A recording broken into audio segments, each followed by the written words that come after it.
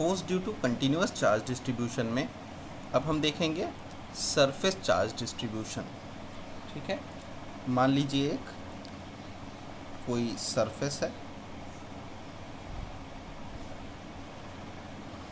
इस पे positive charge distributed है, बहुत सारे यूनिफॉर्मली डिस्ट्रीब्यूटेड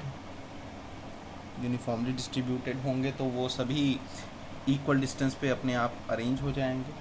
ठीक है, इस पे खूब सारे चार्जेस हैं।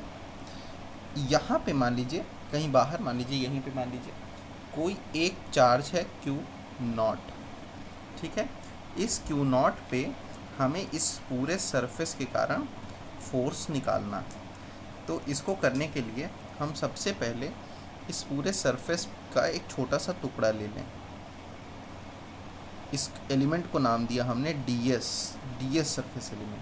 पूरा सरफेस मैंने कह दिया S है, ये ds। इस ds पे मैंने मान लिया चार्ज है dq, छोटा सा चार्ज है dq। अब ये ds Q0 पे कितना फोर्स लगा रहा है ये निकालेंगे, फिर उसको पूरे सरफेस के लिए इंटीग्रेट करके पूरा सरफेस कितना फोर्स लगा रहा है वो निकालेंगे। तो मैंने ये मान लिया कि यहाँ से Q0 तक की डिस्टेंस हमने एक वेक्टर से रिप्रेजेंट किया r वेक्टर। ठीक है, इस r वेक्टर का मैग्नीट्यूड स्मॉल r कह देंगे। ये फोर्स चूँकि पॉजिटिव चार्ज डिस्ट्रीब्यूशन है, ये टेस्ट चार्ज लिया पॉजिटिव, तो मैंने ये एरो बना दिया, ये इधर की ओर होगा। ये है इस छोटे से सरफेस ds के कारण लगने वाला फोर्स df वेक्टर। ठीक है, अब हम अपने स्टडी को आगे बढ़ाएंगे। इसके लिए सबसे पहले हमने ये मान लिया कि एक सरफेस है, ठीक है ना, इसमें पॉजिटिव चार्जेस बहुत सारे फैले हुए हैं। मैंने यहाँ पे एक क्वांटिटी डिफाइन करी, सरफेस चार्ज डेंसिटी, या फिर इसको एक नाम और दिया, चार्ज पर यूनिट एरिया। ठीक है, रिप्रेजेंट किया सिग्मा से। टोटल चार्ज इसका जो भी होगा, ठीक है ना, मान लीजिए इसका टोटल चार्ज कुछ होगा, ये सिग्मा जो है वो टोटल चार्ज अपॉन में टोटल एरिया होना चाहिए। डिफाइन यही है, चार्ज सरफेस चार्ज डेंसिटी या charge per unit area, total area. तो सिग्मा एक क्वांटिटी है जो चार्ज पर यूनिट एरिया, एक सिंगल यूनिट एरिया में कितना चार्ज, डबल यूनिट एरिया यानी मान लीजिए इसमें ये ds हिस्सा है, ds एरिया है, तो इसका चार्ज कितना हो जाएगा, ds एरिया को मल्टीप्लाई करने किससे, सिग्मा से, यानी सिग्मा इंटू ds, यानी ds का एरिया, ये क्या हो जाएगा, इस ds पे लगने वाला टोटल, इस ds का टोटल चार्ज। तो सिग्मा हम इसीलिए यूज़ करेंगे।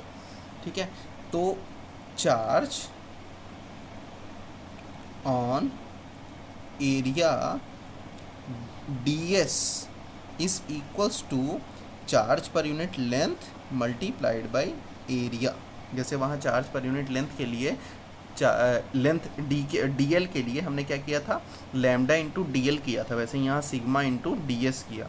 ये किसके बराबर होगा, ये तो हमारा चार्ज ds का है, लेकिन ds का चार्ज तो dq है, तो dq इज इक्वल्स टू यहाँ क्या हो जाएगा, सिग्मा इंटू ds। ठीक है, तो ये हमारा चार्ज हो गया ds पे। ये हम इक्वेशन, इसको हम लिख सकते हैं इक्वेशन 1। ठीक है ना, इसका हम इस्तेमाल करेंगे। अब देखिए, force on this dq due to this Q0 हम फिर से लिख लेंगे जैसे पहले लिखे थे लाइन चार्ज में। df is equals to vector, df is equals to 1/4 pi epsilon naught Q0 dq upon में डिस्टेंस r² और यूनिट वेक्टर r। ठीक है, ये हमारा एक्सप्रेशन हो गया। टोटल चार्ज हम निकालना है, तो अब देखिए इस वाले का हम इस्तेमाल करेंगे। Total charge due to this force will be f integral, लेकिन कौन सा, सरफेस, पूरे सरफेस को इंटीग्रेट करेंगे, जोड़ेंगे, सरफेस का जो फोर्स होगा।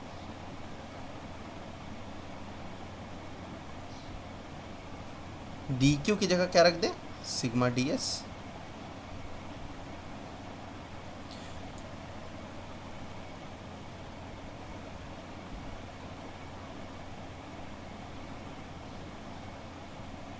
ठीक है, अब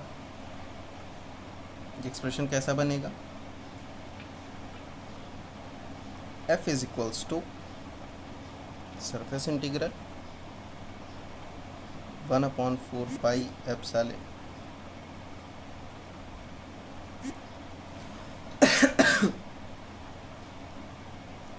sigma ds by r square unit r।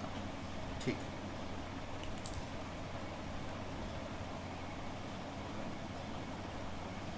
Q naught quantity 1/4 pi epsilon ये सब बाहर ले लिया जाए।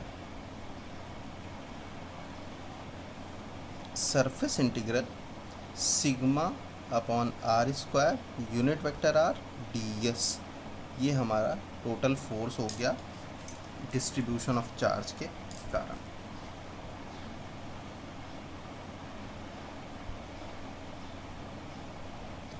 अच्छा, अब इसी तरह हम वॉल्यूम चार्ज डिस्ट्रीब्यूशन के लिए भी देख लेते हैं जल्दी से।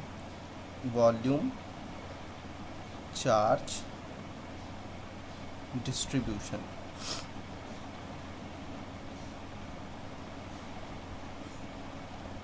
यहाँ पे क्या है, एक कोई वॉल्यूम है,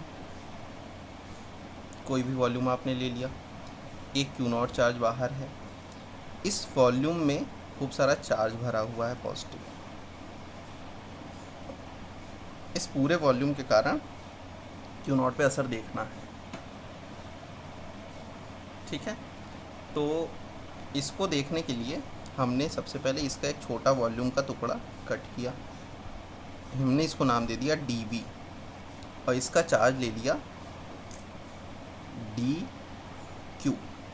ठीक ना, एक टुकड़ा। फिर इसी तरह हम सबका वहाँ पे जैसे हमने ds सरफेस लिया था, यहाँ वॉल्यूम छोटे छोटे वॉल्यूम बहुत सारे, और सब पे सबका क्यू नॉट पे असर देखेंगे।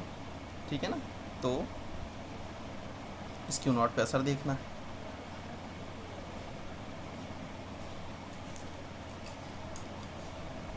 सबसे पहले क्या करें, एक क्वांटिटी डिफाइन करें, वॉल्यूम चार्ज डेंसिटी क्या है, इसको हमने कह दिया रो। ठीक है, ये चार्ज पर यूनिट वॉल्यूम भी इसको कह सकते हैं, चार्ज पर यूनिट वॉल्यूम। ठीक है, तो अब यहाँ पे dv charge on volume dv कितना होगा, इस चार्ज पर यूनिट वॉल्यूम को किससे मल्टीप्लाई कर दें, इस dv वॉल्यूम से मल्टीप्लाई कर दें, तो ये और यही हमारा क्या होगा, dq होगा। dq is equals to rho dv कह सकते हैं ना, चार्ज पर यूनिट वॉल्यूम जो है उसको वॉल्यूम से मल्टीप्लाई किया तो उस छोटे से वॉल्यूम में जितना चार्ज है वो आ गया, लेकिन हाँ कितना चार्ज है dq ये हमने माना था, तो dq को रो dv लिख सकते हैं। ये हमारी हो गई इक्वेशन 1 यहाँ के लिए।